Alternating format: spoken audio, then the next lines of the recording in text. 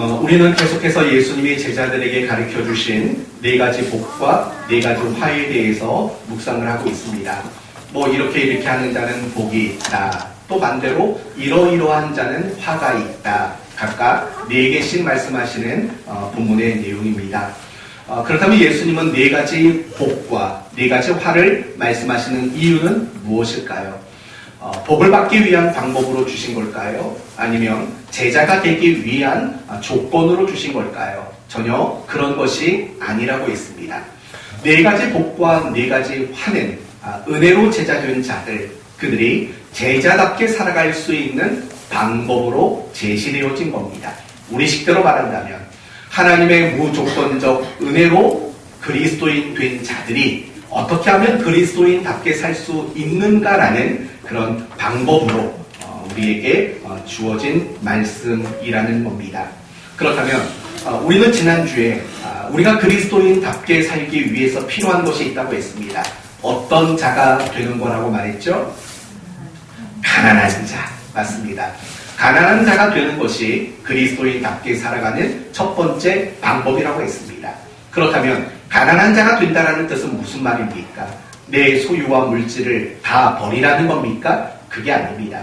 가난하다는 것은 예수님 당시에 가난한 자의 대명사였던 고아와 과부와 같아야 한다는 겁니다.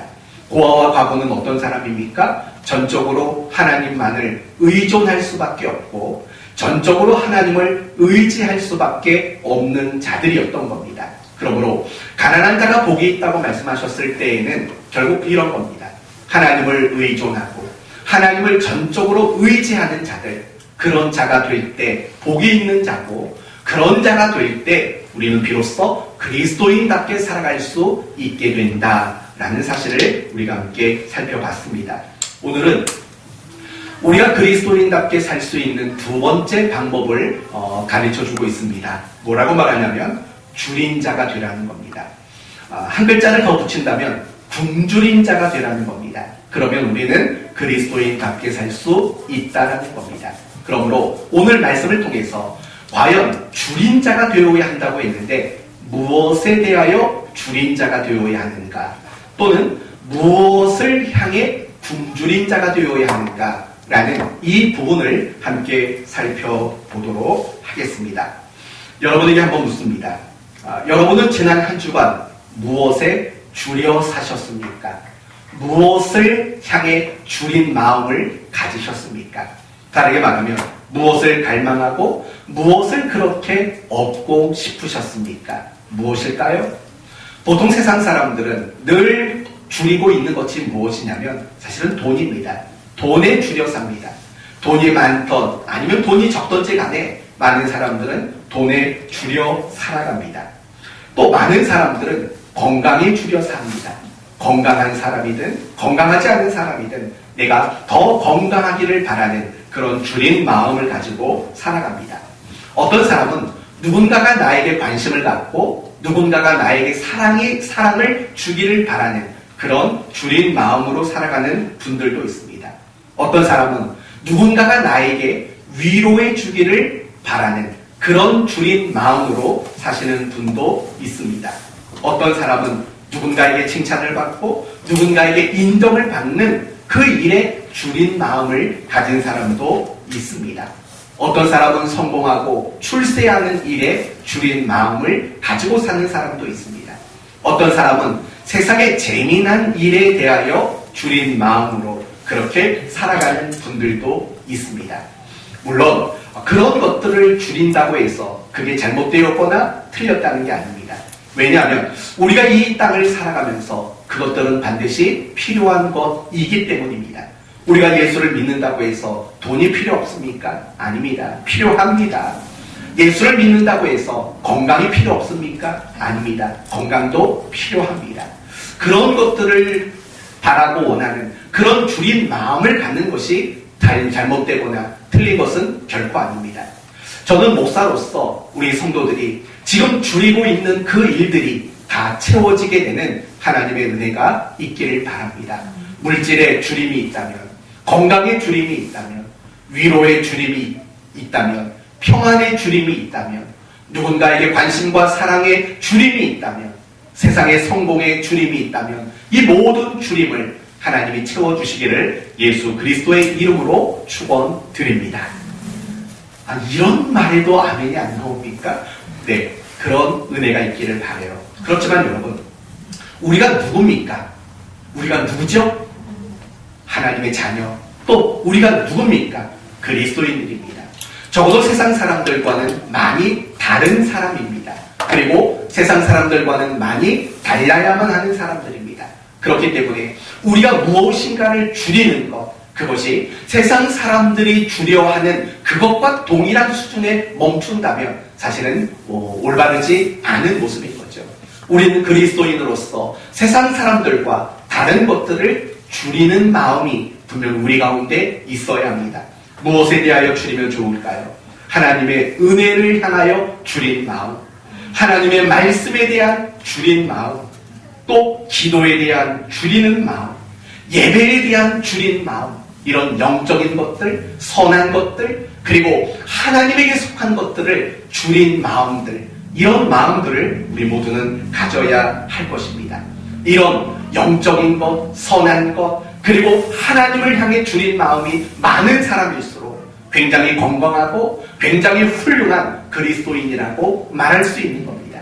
그러나 반대로 내가 그리스도인으로 살아가지만 영적인 것들, 거룩한 것들, 하나님께 속한 것들, 그런 것에 대한 줄인 마음이 없다면 건강한 그리스도인이라고 말할 수는 없는 거고 올바른 그리스도인이라고도 말할 수 없을 겁니다.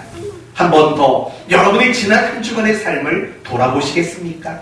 나는 무엇에 그토록 줄여 살았는가? 나는 무엇을 얻고자 그토록 갈급한 마음이 있었는가? 한번 돌아보셔야 합니다. 그런데 오늘 본문을 보면 우리 그리스도인들이 가장 줄여야 하는 내용이 있다고 말합니다. 우리 그리스도인들이 가장 줄여야 할 것, 그것이 있다고 말합니다. 자세히 보세요. 보이시나요? 21절. 지금 줄인 자는 복이 있나니. 우리가 가장 줄여야 될 것이 무엇이라고 말합니까? 안 말하죠? 없죠? 없습니다. 그러나 오늘 본문과 평행 구절인 마태복음 5장 6절의 말씀을 보면 이렇게 표현되어 있습니다. 의에 줄이고 목마른 자. 오늘 본문은 그 어떤 구체적인 걸 언급하지 않습니다. 그러나 마태복음에서는 분명히 뭐라고 말하냐면 무엇에 줄인 자가 되라고 말합니까? 의에 대하여 줄인 자가 되어야 한다. 이렇게 얘기를 하죠. 다시 말하면 그리스도인들이 가지는 가장 두드러진 줄임은 의에 대한 줄임이어야 한다는 거예요. 내가 정말 정당하고 내가 올바른 그리스도인으로 살아가느냐 그렇지 못하느냐의 판결법은 내 안에 의를 줄이는 마음이 있느냐 없느냐의 문제로 우리 자신을 점검하고 확인할 수 있다고 말하는 겁니다. 그렇다면 이제 우리가 해결해야 될 것은 무엇입니까? 의란 과연 무엇인가? 의가 무엇인가에 대한 이야기를 해봐야 합니다. 성경에서는 의를 크게 두 가지 관점에서 설명을 합니다. 첫 번째 관점은 윤리적인 관점에서 설명을 하고 두 번째 관점은 신학적인 관점에서 의를 설명하고 있습니다. 먼저 윤리적 관점에서 의란 무엇이냐면 하나님이 우리 하나님 백성 된 자들 우리에게 요구하시는 올바른 삶, 그게 바로 윤리적 관점에서의 의입니다. 하나님이 원하시는 올바른 삶, 그게 윤리적 관점의 의인 거죠. 그러면 신학적 관점의 의는 무엇이냐면 여러분 하나님의 통치, 바로 이것이 하나님 앞에 있는 신학적 의미의 의라고 말할 수 있는 거예요. 하나님의 통치가 실현되는 것. 여러분 하나님의 통치가 실현되기 위해서는 반드시 두 가지 전제가 성립되어야 합니다. 첫째는 하나님의 뜻이 선포되어져야 하고 그리고 하나님 백성들이 그 뜻 앞에 기꺼이 순종하는 일. 그러니까 이 두 가지가 성립돼야 통치가 성립이 되는 겁니다. 그렇지 않겠습니까? 하나님의 뜻 그리고 하나님 백성으로서의 그 뜻에 대한 순종, 두 가지가 성립되어야지만 반드시 통치가 이루어지는 겁니다. 하나하나 생각해 보세요. 하나님의 뜻이 선포되지 않는다면 과연 하나님의 통치가 실현됩니까? 반대로 하나님의 뜻이 선포되었지만 백성이 그 뜻에 순종하지 않는다면 통치가 실현될 수가 없는 겁니다. 이것이 바로 신학적으로 말하는 의의 정의가 되는 겁니다. 그런데 중요한 것은 이 하나님의 통치가 시작되는 첫 단계는 바로 하나님의 뜻이라는 점을 우리는 기억해야 한다는 겁니다. 그러니까 윤리적인 측면에서 말할 때 의란 하나님이 자기 백성들에게 요구하시는 올바른 삶이고, 또 신학적인 의미에서 의란 하나님의 통치의 시작인 하나님의 뜻이라고 말했습니다. 그러니까 결국 같은 맥락인 거예요. 하나님이 원하시는 올바른 삶이나 하나님의 뜻이나 같은 맥락의 내용들이라는 걸 우리는 압니다. 그렇기 때문에 오늘 본문에서 살펴보고자 하는 의의 줄임자가 되라고 말할 때 그 의를 간단히 말하면 무엇이라고 말할 수 있냐면 바로 하나님의 뭐다? 뜻, 이렇게 이해하면 된다는 것입니다. 가끔씩 성도들은 저한테 그런 얘기를 해요. 목사님은 왜 그렇게 쉬운 말을 자꾸 돌려서 어렵게 하십니까? 라고 하는 성도들이 있는데, 저는 쉽게 설명하려고 돌려서 말한다는 것으로 이해해 주시면 고맙겠습니다.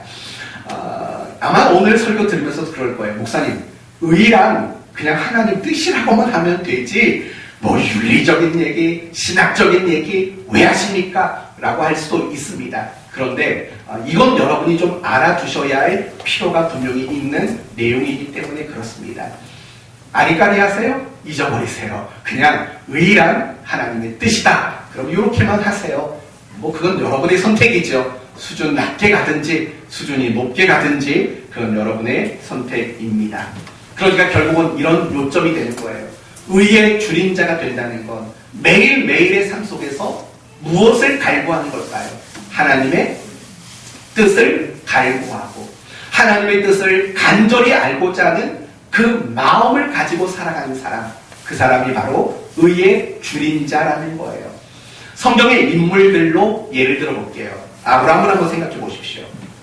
아브라함과 그 조카 롯은 함께 거주했습니다. 그러나 두 사람 모두 하나님께 복을 받아 굉장히 큰 부자가 되었습니다. 그들은 더 이상 함께 할 수 없었습니다. 그래서 합의하에 이 두 사람은 서로 분가하기로 결정했습니다. 먼저 롯은 자기 눈에 보기에 좋은 땅을 먼저 선점해서 얻었습니다.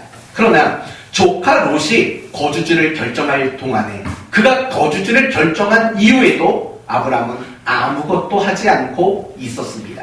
이유가 과연 무엇일까요? 자신이 어디에 거주하는 것이 하나님의 뜻인가에 대한 간절한 마음이 있었기 때문입니다. 그래서 그는 너무나도 쉽게 땅을 결정하지 못하고 마냥 하나님의 뜻을 기다리고 있는 그런 모습으로 아브라함은 소개되고 있습니다. 그게 바로 의의 줄임자의 모습인 거예요. 내가 생각하기에는, 내가 보기에는 저 땅이 좋고 저 땅이 좋지만 하나님의 뜻이 무엇인가를 알고자 간절한 마음을 가지는 것, 그게 바로 의의 줄임자의 모습이라는 거예요. 다윗의 이야기를 한번 더 해볼게요. 여러분 아시지요? 다윗이 골리앗을 이긴 이후에 사울 왕에게 시기와 질투와 미움을 받습니다.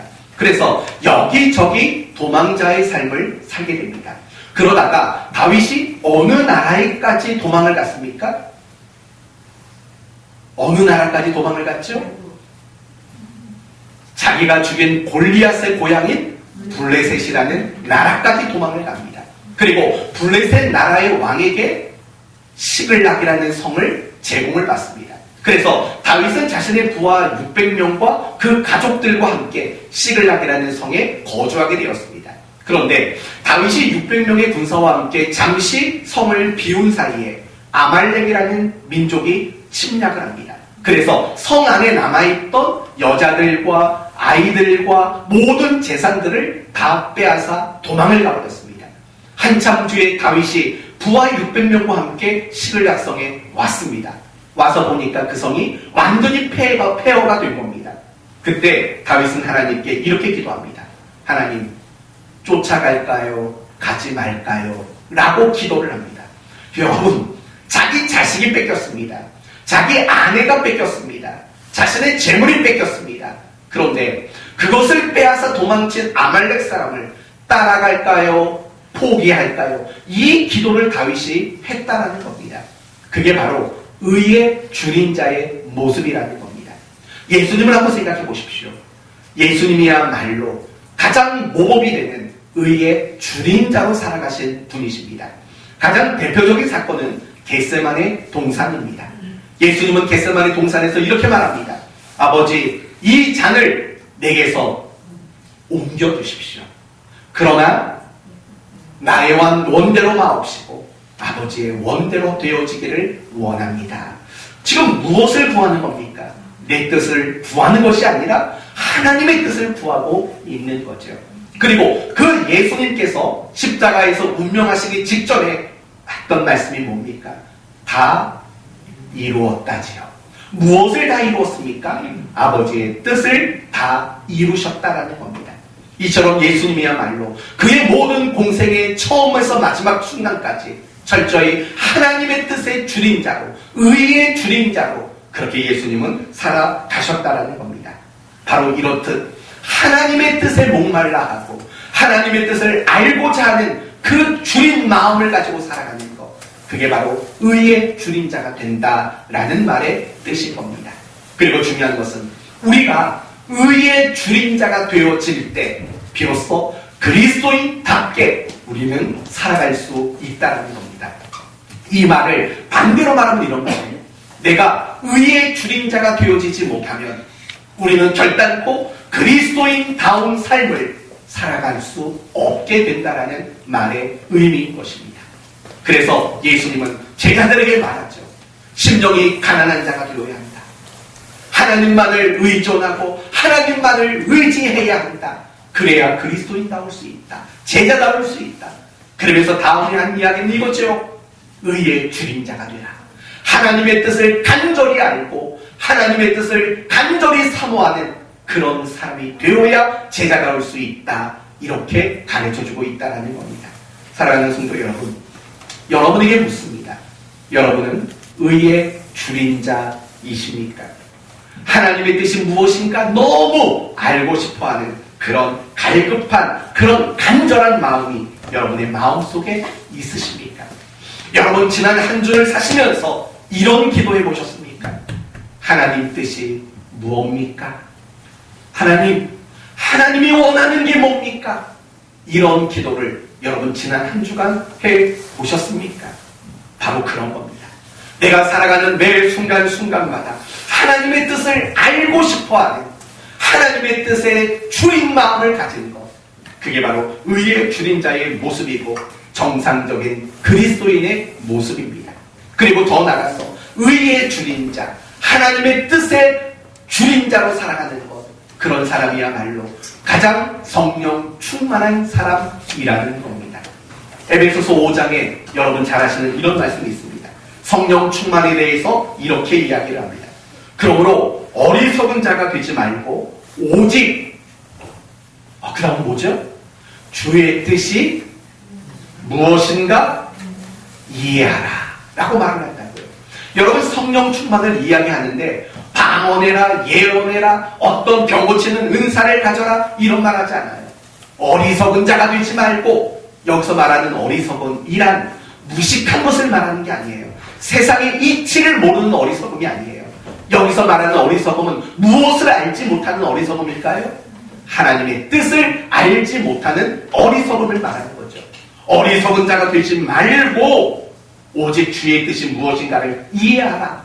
하나님의 뜻을 이해하고 하나님의 뜻을 알아가려고 하라. 그게 바로 성령 충만한 자의 모습이라고 그렇게 가르쳐주고 있는 거예요.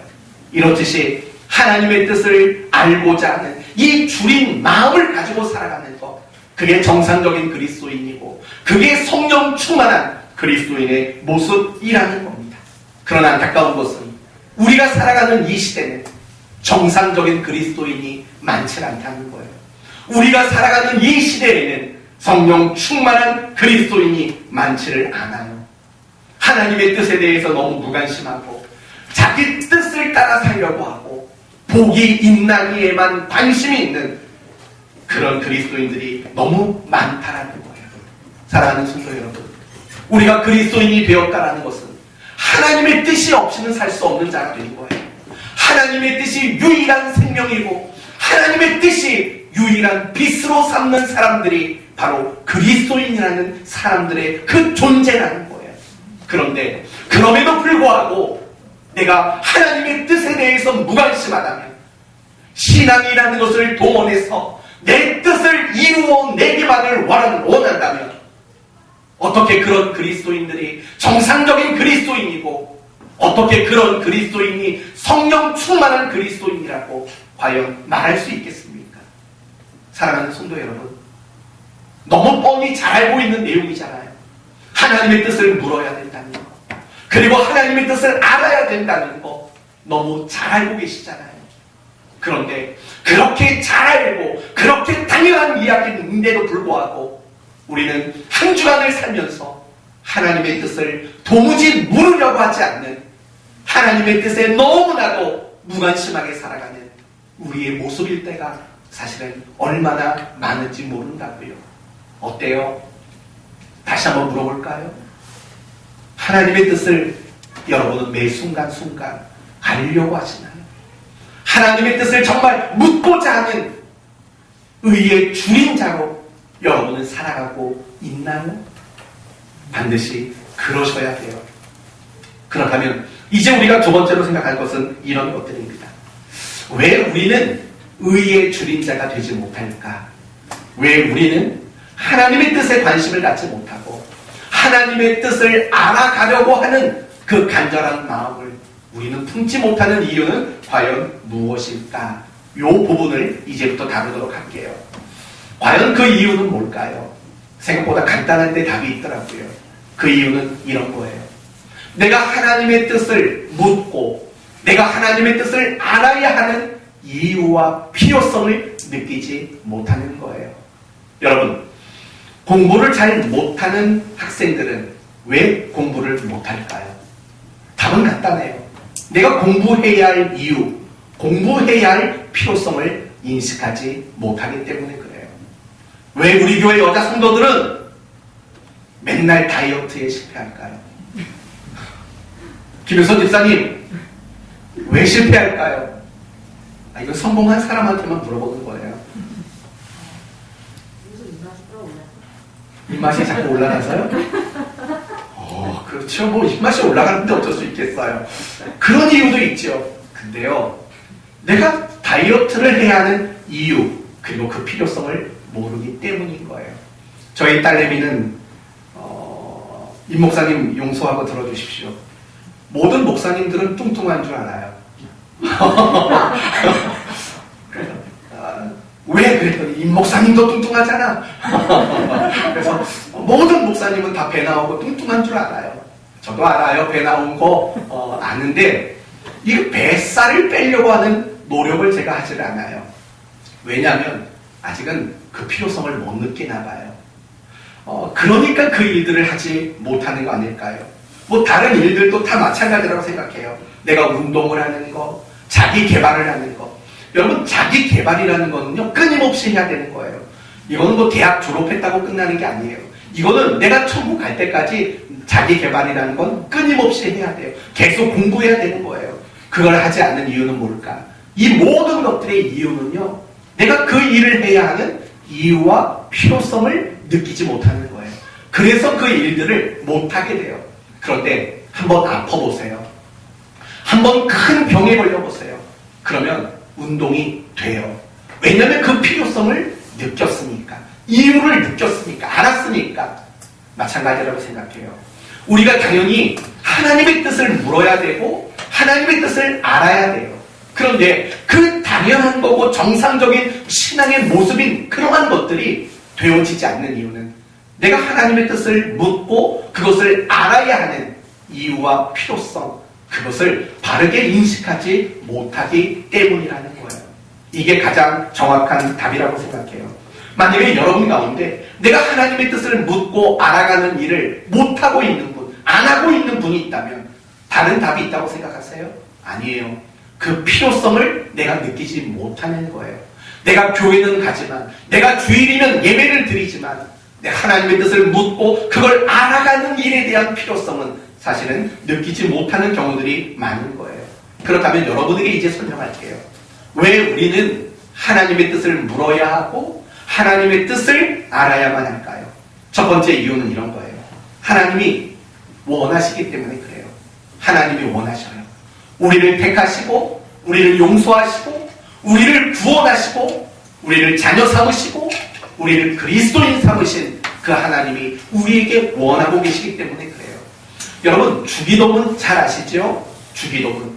제자들이 예수님께 부탁을 했어요. 예수님, 아니 저 유대인의 제자들도 자기들만의 기도가 있고, 아니 세례 요한도 자기들만의 기도가 있는데 왜 우리 예수 공동체는 우리만의 기도가 없습니까? 기도 좀 알려주십시오 라고 물었어요. 그러자 예수님은 이렇게 대답했어요. 그래? 그러면 너희는 이와 같이 기도하라 라고 가르쳐 주신 게 우리가 잘 아시는 주기도문이에요. 그 주기도문의 내용 가운데 앞부분에 이런 말이 나오죠. 뜻이 하늘에서 이룬 것 같이 땅에서도 이루어지이다. 이렇게 기도하라고 말했다고요. 이 말은 무슨 말이에요?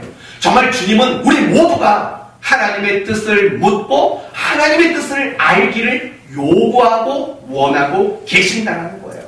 로마서 12장에도 이런 말씀이 있어요. 너희는 이 세대를 본받지 말고 오직 마음을 새롭게 함으로 변화를 받아 하나님의 선하시고 기뻐하시고 온전하신 뜻이 무엇인가 분별하도록 하라 라고 권면하고 있다고요. 모든 그리스도인들에게 이 권면이 주어지고 있다는 거예요. 여러분이 살아가는 삶의 모든 자리를 말하는 거예요.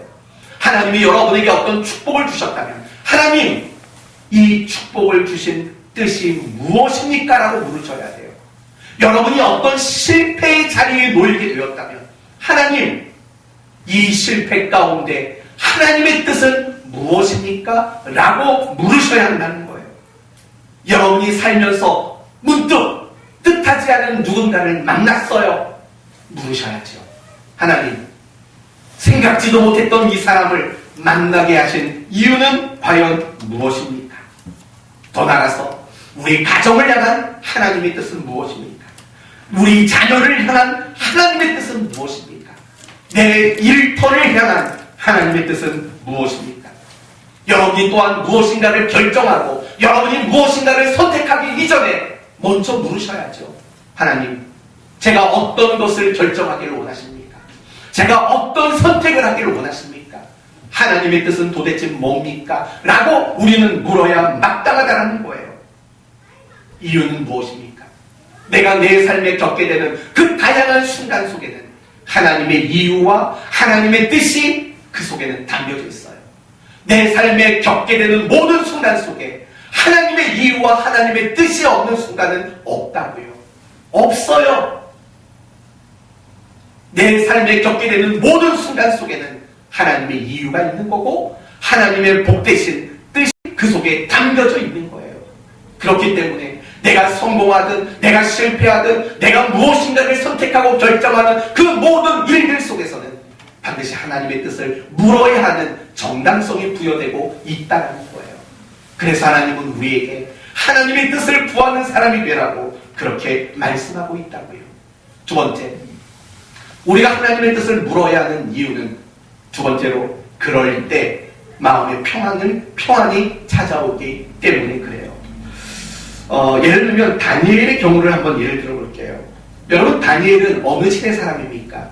바벨론 70년 포로 생활 속에 살았던 사람이 바로 다니엘 아닙니까? 여러분, 다니엘은 그 70년을 어떻게 이해를 했냐면 하나님께 벌받는 형벌의 기간으로 이해를 했다고요. 그러다가 문득 그 70년의 의미가 무엇인가를 다니엘은 깨닫게 되는 거예요. 어떻게 깨달았습니까? 70년? 우리가 그 땅에서 쫓겨나와서 이제 그 땅은 아무도 경작할 사람이 없는 땅이 됐어요. 땅이 안식하는 기간이 70년이에요. 그런데 가만히 생각해 보니까 땅의 안식이 누려진다는 것은 곧 무엇이 유효하다는 뜻이냐면 하나님이 이스라엘을 자기 백성으로 삼으시고 여전히 사랑하신다라는 언약이 유효하다라는 뜻이 땅의 안식이라는 걸 깨달은 거예요. 왜 이런 말이 나오냐면 여러분 안식년의 제도가 뭐죠? 안식년. 아무도 농사 지으면 안 돼요. 땅을 안식하게 만들어야 돼요. 그리고 이 안식년이 7번 겹쳐지고 나면 그걸 뭐라고 또 부르죠? 50년째 해? 희년이라고 불러요. 그때에도 역시 농사를 지으면 안 돼요. 땅의 안식인 거예요. 그러니까 우리가 바벨론에 끌려가서 땅에서 일할 사람이 없어서 땅이 안식을 누려요. 아, 그거는 하나님의 언약, 그 사랑의 언약이 여전히 유효하구나. 우리 민족이 범죄해서 바벨론으로 끌려갔지만 범죄한 우리임에도 불구하고 하나님의 그 사랑의 언약은 유효하구나. 그걸 깨달은 거예요. 그래서 다니엘은요, 하루에 3번씩 정해진 시간에 하나님을 향해 기도하는 이 기쁨과 감사의 기도를 드릴 수 있는 사람이 되었다는 거예요. 중요한 게 뭔지 아세요? 여전히 이스라엘은 포로 생활을 하고 있다는 거예요. 처음에는 그 70년이라는 기간을 이해할 수 없어서 답답했어요. 하나님의 뜻이 뭔가를 몰라서 답답했다고요. 그러나 그 70년은 자기 백성을 향한 하나님의 사랑의 언약이 유효하다라는 뜻을 이해한 이후에는 그가 감사와 평안을 얻는 사람이 될 수 있었다라는 거예요. 사랑하는 성도 여러분, 여러분이 가장 두려울 때가 언제인 줄 아세요? 내가 감당하기 어려운 문제를 만났을 때가 아니에요. 내가 가장 두려움을 느끼는 순간은요, 하나님의 뜻을 모를 때예요. 하나님의 뜻을 몰라서 우리는 두려운 거예요. 만약에 여러분이 겪고 있는 그 일 속에 하나님이 나타나셔서 아무개야, 이 일은 내가 이런 일을 이룰 것이고 이런 과정을 밟을 거야. 내가 이런 뜻을 가지고 있어 라는 것을 여러분이 알게 된다면 여러분은 과연 두려움을 가지시겠냐고요? 두려움이 없지요. 도리어 평안하죠. 바울은 로마로 가기 위해 알렉산드리아라는 배를 탔다고요. 그런데 얼마 지나지 않아서 유라굴로라는 엄청난 광풍을 만나 배가 파손하게 됐어요. 직전까지 갔어요. 그런데 바울은 하나도 두려워하지 않았다고요. 왠 줄 아세요? 하나님이 환상 중에 나타나서 이렇게 말씀하셨어요. 바울아, 이 배는 깨질지 모르지만 이 배에 탄 누구도 죽지 않을 거란다. 너는 반드시 로마 황제 앞에 서게 될 것이란다. 하나님이 말씀해 주셨어요. 여러분, 그 이야기를 들은 바울이 뭐가 두렵겠어요? 풍랑이 아무리 거칠어도, 아무리 파도가 성난 파도로 밀려들어도 두려울 게 없지요. 왜요? 다 알잖아요, 뜻을. 배는 깨질지 모르지만 사람은 아무도 다치지 않아. 너는 틀림없이 로마에 가. 이 하나님의 뜻을 알았던 바울은 더 이상 두려워하지 않았어요. 그리고 사람들에게 말했어요. 여러분, 안심하십시오. 여러분, 두려워하지 마십시오라고 이야기를 했다고요. 지금 여러분이 뭔가가 두렵다면 여러분이 놓친 게 있어요. 하나님의 뜻을 놓쳤어요. 정말 하나님이 나에게 이 상황과 이 일을 겪게 하시면서 가지고 계신 선하고 귀하고 거룩하고 여러분을 유익하게 만들 그 뜻을 알지 못하는 거죠. 우리는 늘 이런 실수에 빠지거든요. 하나님, 제발 이 문제 좀 해결해 주십시오. 이게 우리의 수준이라고요. 그 문제가 해결되고 안 되고는 중요하지 않아요. 왜냐하면 그 문제를 겪게 하시는 하나님의 뜻이 있기 때문에 그래요. 문제가 해결되고 안 되고는 다음 문제예요. 그것을 통해서 하나님이 계획하시고 뜻하신 바를 우리 안에 펼쳐내시는 것이 중요하다고요. 하나님은 어떤 문제를 겪게 만들든 우리를 향한 뜻이 있기 때문에 그 일을 하신다고요. 그러니 제발 문제를 만났다면 그 문제를 해결해달라고 그렇게 철부지처럼 구하지 마십시오. 조금만 더 성숙한 사람이 되셔서 하나님, 쪼까 힘드네요. 이 뜻이 뭡니까? 하나님, 왜 이걸 겪게 하십니까? 하나님 뜻은 뭡니까? 이렇게 기도하는 저는 그런 여러분이 되셨으면 좋겠어요. 그리고 여러분이 그렇게 하나님의 뜻을 물을 때 비로소 여러분의 마음에는 평안이라는 것이 찾아오게 돼 있어요. 샬롬이 찾아온다고요. 우리는 그래서 하나님의 뜻을 묻고 알아야 돼요. 그런데 우리는 안 물어요. 그러면 세 번째, 어떤 일이 일어나느냐? 우리의 인생과 우리의 신앙에 위기와 문제가 찾아오게 돼 있어요. 여러분 한번 가만히 생각해 보세요. 하나님의 뜻을 묻지 않고 살면 문제가 생기는 거 당연하지 않겠어요? 아까 처음에 말했던 아브라함의 조카 롯을 생각해 봐요. 그 양반은 이 아브라함과 독립해서 분가해 산다는 기쁨이 너무 많았나 봐요. 그렇잖아요. 뭐 부모님 모시고 살다가 이제 분가해 살게 되면 뭐 설레이는 마음이 왜 없겠냐고요. 물론 부모님은 아니지만 삼촌이지만 분가를 했다고요. 그런데 이 롯이라는 사람이 실수한 게 뭐냐면 하나님의 뜻을 묻지 않았어요. 자기 눈에 보기 좋은 땅, 애굽과 같은 땅을 골랐다고요. 그 땅이 어디예요? 소돔이잖아요. 소돔. 처음에는 그 땅을 선택한 게 너무 잘했다고, 신의 한 수라고 어쩌면 생각했을 거예요. 그러나 그것은 가장 잘못된 선택이었어요. 왠 줄 아세요? 그 선택 이후에 그 조카 롯은 연합군에 의해 포로로 끌려가게 돼요. 그리고 뿐만 아니라 그 소돔성은 나중에 하나님의 심판을 받아 멸망당하는 성읍이 되고 말아요. 그리고 그 성읍이 멸망할 때 부인을 잃었어요. 사위를 잃었어요. 그리고 그의 신앙에 치명적인 위기가 왔다고요. 그 모든 결과가 뭔지 아세요? 하나님의 뜻을 묻지 않았기 때문이에요. 여러분 사사시대도 마찬가지예요. 사사시대는 끊임없이 주변 나라로부터 침략을 당해 고통당하는 이스라엘의 역사를 말해요. 그렇다면 왜 사사기에 나오는 이스라엘 사람들은 그렇게 많은 고통을 겪을 수밖에 없었을까요? 끊임없이 하나님의 뜻을 묻지 않았어요. 그래서 사사기가 가장 강조하는 표현이 뭐냐면 그들은 자기 소견에 옳은 대로만 행했더라 라는 말이 사사기 중간중간 정말 뼈를 찌르는 말씀으로 등장하게 되는 거예요. 바로 그런 거예요. 하나님의 뜻을 묻지 않으면 우리의 인생에 문제가 생겨요. 뿐만 아니라 우리의 신앙에 문제가 생길 수밖에 없어요. 여러분, 우리의 지난날을 회상해 보세요. 어떤 문제가 생겼을 때 이유가 뭔지 아세요? 하나님의 뜻을 묻지 않고 결정했잖아요. 여러분의 신앙에 어려움이 찾아오고 위기가 찾아왔던 순간이 언제예요? 하나님의 뜻을 묻지 않고 살아갔던 순간이잖아요. 오늘 본문도 말하고 있어요. 누가복음 6장 25절에 이렇게 말하지. 화 있을진저 너희 지금 배부른 자여. 여러분, 여기서 배부른 자는 어떤 식의 의미였죠? 하나님의 뜻을 묻지 않고 온통 자기 뜻으로만 배부른 사람을 말하는 거예요. 너희는 줄이리로다 라고 말한다고요. 하나님의 뜻을 묻지 않고 자기 뜻으로 배부른 자들은 분명히 줄이게 되는 문제를 겪게 될 것이다 라고 말하고 있다는 거예요. 그러나 반대로 하나님의 뜻을 물으면 우리에게는 복된 일들이 일어나게 된다는 거죠. 아까 말했던 다윗을 생각해봐요.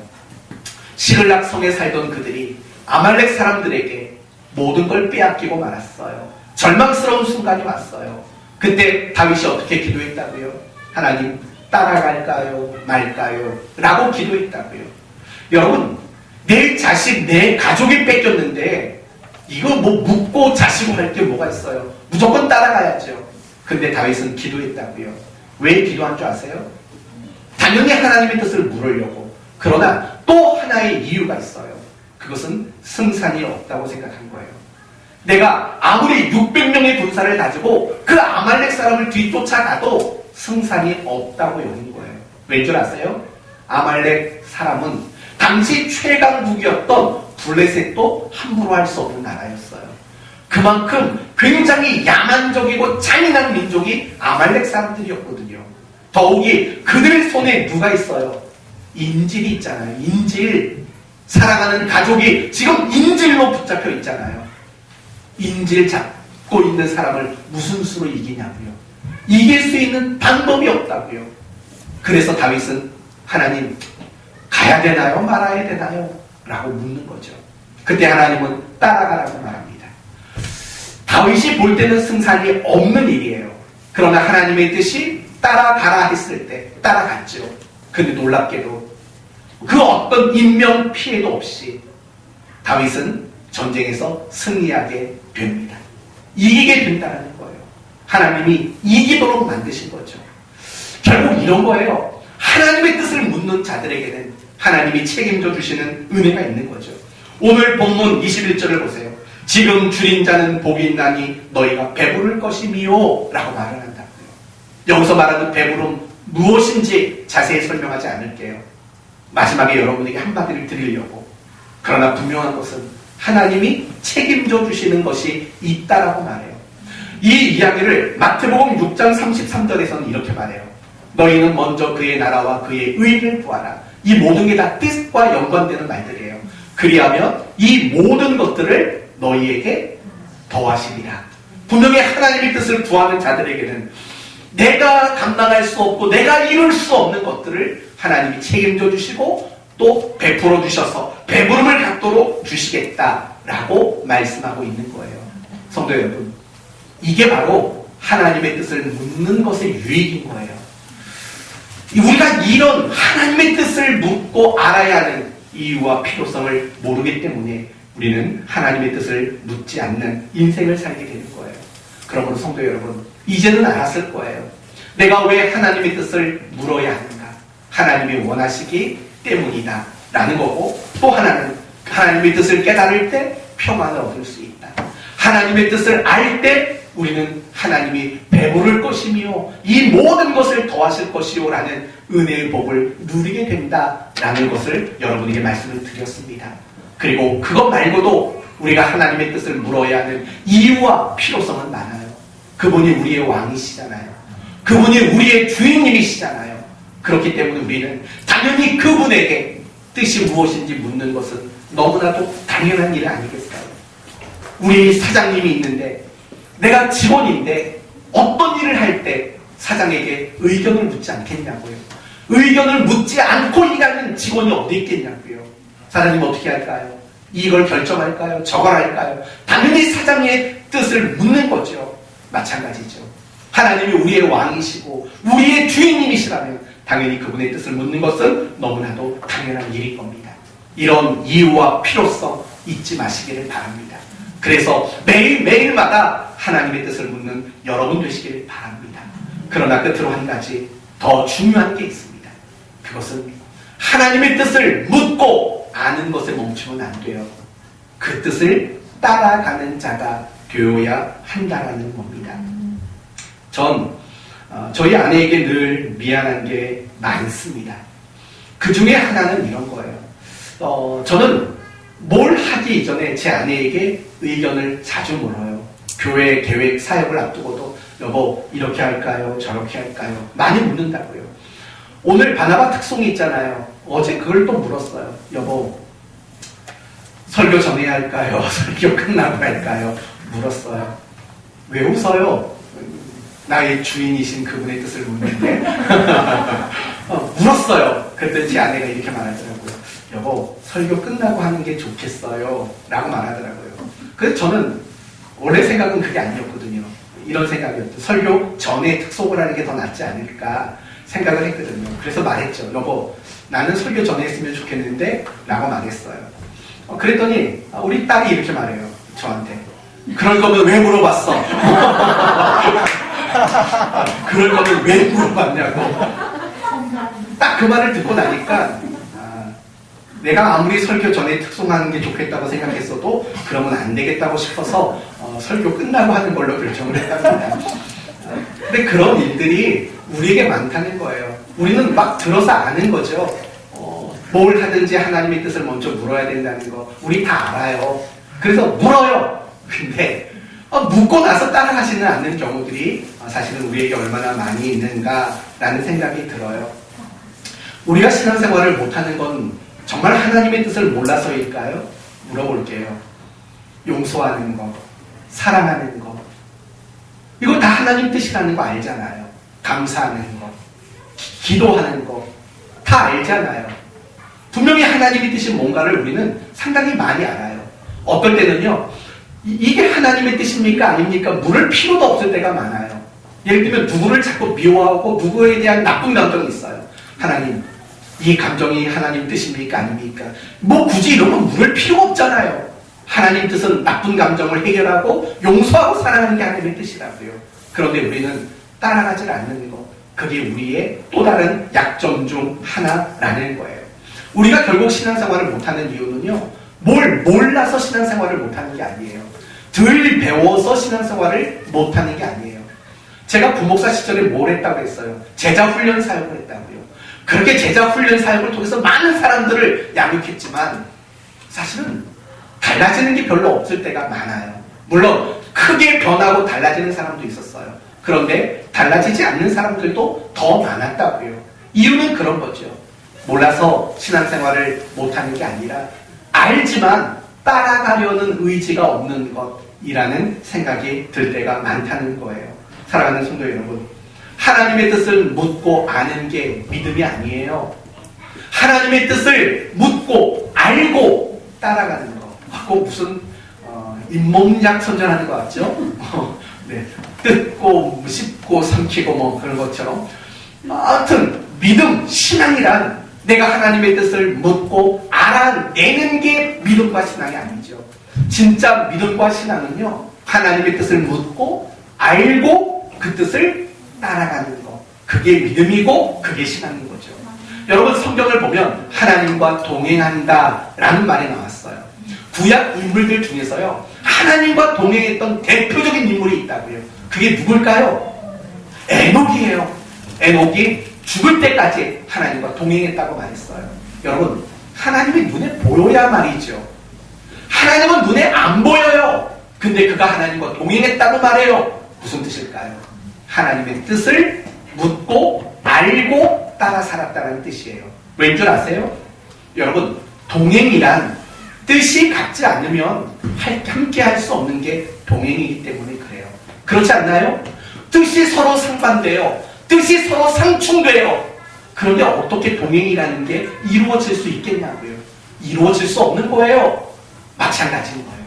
믿음과 신앙이란 내가 하나님의 뜻을 묻고 알고 그걸 따라가는 게 믿음이고 신앙이며, 더 나아가서 그게 하나님과 동행하는 거라고요. 단지 예배의 자리에만 있고 이게 동행이 아니에요. 끊임없이 내 삶 속에서 하나님의 뜻을 따라가는 것, 그게 하나님과 동행하는 일이라는 겁니다. 이제 말씀을 마치겠습니다. 하나님은 우리 모두가 그리스도인답게 살기를 원하십니다. 그러기 위해 우리는 가난한 자가 되어야 하며, 그러기 위해 우리는 의의 주린 자가 되어야 합니다. 하나님의 뜻을 묻고 하나님의 뜻을 알고 그 하나님의 뜻을 따라가고자 하는 간절함과 절박함과 갈구하는 마음, 바로 이런 마음을 가져야 우리는 그리스도인다울 수 있습니다. 항상 하나님의 뜻을 묻고 따라가는 여러분 되십시오. 그래서 줄인 자는 배부를 것이라는 그 축복이 뭔가 여러분이 스스로 경험해서 아시길 바랍니다. 그래서 이 부분에 대해서는 오늘 생략을 할 거예요. 여러분이 줄인 자로서 과연 하나님이 어떻게 배부르게 해주시는가, 그걸 경험하게 되는 그런 복된 인생 살기를 바랍니다. 의의 줄인 자로 살아가시기를 예수 그리스도의 이름으로 축원드립니다. 아멘.